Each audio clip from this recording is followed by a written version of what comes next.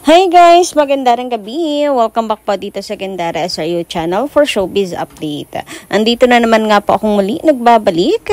Ang nagmamaganda na yung kachismosang Kim Pao, wala na nga po iba. Ang lokareta si Gandara upang magatid sa inyo ng latest update and fresh happenings patungkol kina Kim Chiu po and Paolo Avellino.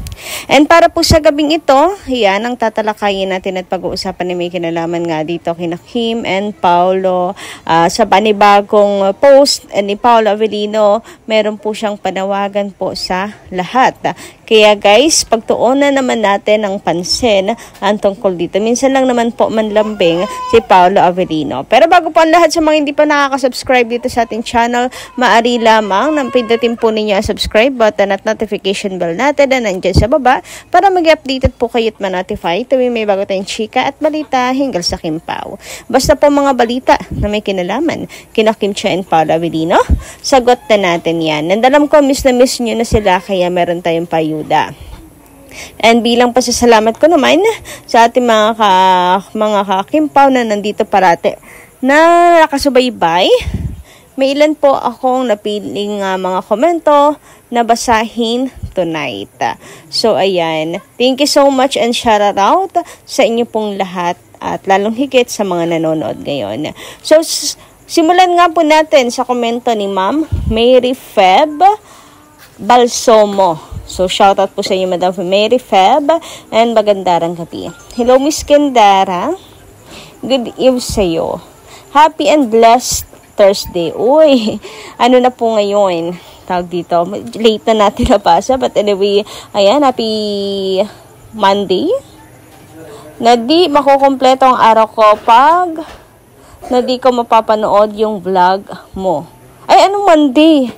Ano ba yan? Yung utak ko kung nasa Tuesday pala ngayon. Makukompleto ang araw ko. Hindi mapapanood ang vlog mo. And hindi ko makikita ang Kim Pao natin. I'm so happy kasi Kimi now is smiling again. Excited na ako talaga mapanood ang Kim Pao kasi wala na ako mapapanood. Ubus ko na mapanood lahat ng series and movie nila. Individual and yung magkasama sila. Nakakamiss na ang Kim Pao natin. Sana road to forever na, no? Infinity na po ang Kim Pao natin. Pag ito ikakasal na. Grabe ang saya ng milyon nilang mga anak. Hoy, grabe naman sa milyong anak. Nila kasama na tayo. Hoy, alam ko po, they were together na 1 year na ata sila. Love Kim Pao forever and ever. So, ayan. Kung napanood yun na lahat, may mga movies recommendation po si Paolo Avellino. Pwede nyo panoorin kung naiinip kayo. And about naman sa Kimi is smiling again. Yes. Nakakatuwa nga na muli natin nakikita na nakangiti na si Kim Chiu.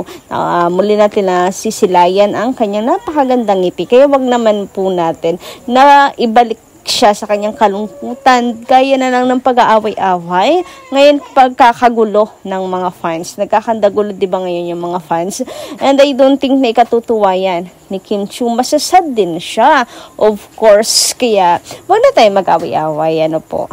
Wag nang makipagtalo pa. Para happy lang po lagi si Kim Chiu. So, yun lang. Samantala, ayon naman po kay Madam Marlita Aria Rodriguez, magandang gabi. Good PM Gandara, may napanood akong hindi ko alam kung concert ba yon. Kumanta yung lalaki, ang kinakanta niya yung title na Iniibig Kita. Ano ba? Anong kanta po ito? Yung Iniibig Kita. Di ko naman sadya na mahalin kita. Yun ba yun? Ay, narinig niyo na aking nagmamaganda ring boses, no? Literal na nagmamaganda. Ang ganda. Naisip ko si Paolo at Kim. Tawa ko. Bagay yung song sa kanilang dalawa. Sana kantahin ni Paolo sa ASAP on August 30. Pag-aralan niya. Ang ganda. Bagay kay Paolo. Kung alam mo yung song, sabihin mo din, oo nga, maganda sana. Hala, nagdilulo ako. Masaya na lang kasi masaya na si Kim at malapit na silang mag-asap, yes, sa August 30. Anong iniibig kita pong kanta? Yung tawag dito, yung ngiti mong malagayuma. Na na na na na na na. Yun po ba yun? Anyway, yes, maganda yung kanta rin na yun. And, pero kasi may signature song na rin si Paula Avellino tuwing may event no? And okay rin naman ako doon kasi bagay na team song nila ni Kim Chiu, lalo na yung Prinsesa, yung yung mga kinakanta niya, super bagay naman sa kanila. Parang sinulat nga talaga para sa kanilang dalawa ni Kim. Pero kung may ibang song, panigurado magta-trending nga na naman ang isang Paula Avellino. Sabi naman po dito ni Mary Feb Balsomo again, super daming ayuda for Kim Pao kahit malabo yung video and pictures. Ang importante naman kasi ay yung pinapakilig tayo na magsasawa na to. They are really sweet, on and off cam. Panatag talaga ako na sa Kim Pao kahit darating ang araw na partner sila sa iba. Ang importante sila na ang real, the superpower couple. Parang nabasa ko na to. Anyway, yes po, yun ang pinaka-importante po sa lahat. Yung ang meron sila sa likod ng camera. Kasi yun po yung most true. Alam niyo naman kapag nakaharap sa camera, meron na yung filter. Alam niyo yun, sinasala na mga sasabihin, mga gagawin, mga actions, lahat may pananala na. Pero sa likod ng camera, what you see is what you get. And ang ganda ng dynamics ng Kim Pao. Ang ganda ng chemistry ng Kim Pao. Ang ganda ng samahan ng Kim Pao sa likod ng camera. Actually, mas nakakakilig yung totoo kasi. We know kasi na totoo yung kinikilos nilang dalawa kapag off-cam. Kaya mas authentic, mas real talaga yung feelings and yung kilig.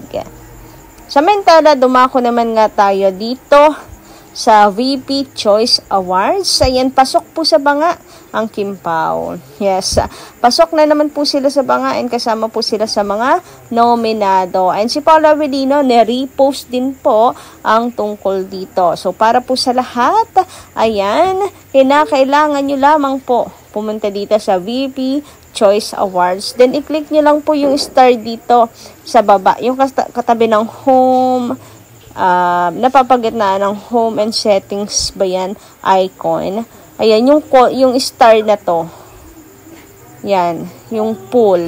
Click nyo lamang po yan and dito po tayo makakapamili or makakapag-vote para po sa VP Choice Awards. So, si Kimi, ang mga categories po ay sexiest male and female. So, para sa male, ito po sa lalaki. Diyan po yung unang pipindutin ninyo pa and pipiliin nyo po si Paula Avellino. And para po sa baba, itong people sexiest male and female. Ayan, dito po ang official votings. And para po kay Kim Chiu, so marami siyang makakalaban din dito. And masasabi ko na sexy din. At meron din namang karapatan po na i-vote. Katulad nitong nasa tabi nito. Basta lahat naman po sila. Kaya talagang kailangan po nating mag-vote lahat. For Kim Chiu, eto, may larawan naman po ni Kim Chiu Chan. And ito naman po kay Paula Avellino. Nirepost yan ni Paula Avellino, guys. So meaning, meron pong paanyaya si Paula Avellino para po sa lahat. Minsan lang naman po, manlambing si Pao. Pero pwedeng admin lang din na kanyang account po yung nag-repost. But anyway, yes, kailangan bumoto po tayong lahat bilang suporta kina Kim and Paolo. Nakakatuwa nga eh. Kasi laging nominado sila Kim and Paolo, meaning hindi po natatambakan ng pangalan nila, hindi baon or nababaon ng pangalan nila, kundi napaka-in-demand, talagang pinag-uusapan. Alam mong agad-agad naiisip sila. Hindi lang po ng mga fans, kundi ng mga kasamahan, bosses, etc. Lahat na. Basta, pag sinabing artista and sikat, Paula Avellino and Kim Chiu is present, kaya lagi silang kasama rin. Diba? Kasi kung nababaon na yung mga pangalan nila niyan sa industriya, hindi na yan makakasama sa mga ganyan. napakadalang. Pero, yes, Kim and Paolo, napaka-in demand. And bilang suporta po, panindigan po natin ang tinatawag nga na tawag dito. Basta sabi natin, phenomenal na rin to ang Kim Pao, Sobrang dami natin, guys. Kaya imposible na hindi po papasok at mananalo or may laban. Walang laban ang Kim Pao. Imposibleng wala silang magiging laban. Patunayan po natin kung gaano tayo kadami and kalakas sumuporta kina Kim and Paolo. Anyway, hanggang dito lang muna aking update. Thank you so much, guys, sa inyong pakikinig. Kita-kits po tayo sa mga susunod ko pang chikas. Marami pong salamat.